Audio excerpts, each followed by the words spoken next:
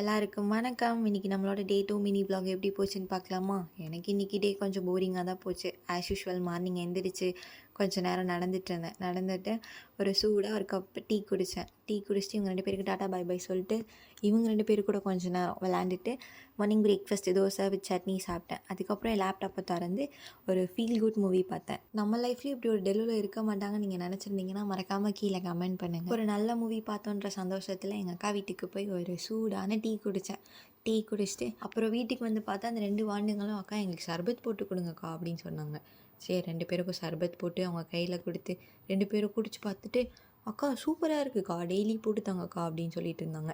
சரி okay daily தானே போட்டு தந்துடலாம் வாங்க அப்படின்னு சொல்லிட்டு அடுத்ததாக மேலே பார்த்து கொஞ்சம் நேரம் யோசிச்சுட்டே இருந்தேன். நம்ம லைஃப் எப்படி போகுது, நல்லா போதா அப்படின்னு யோசிச்சுட்டு இருந்தப்போ தான் நமக்கு தான் லைஃப்பை பற்றி யோசிச்சா பசிக்க ஆரம்பிச்சிருமே.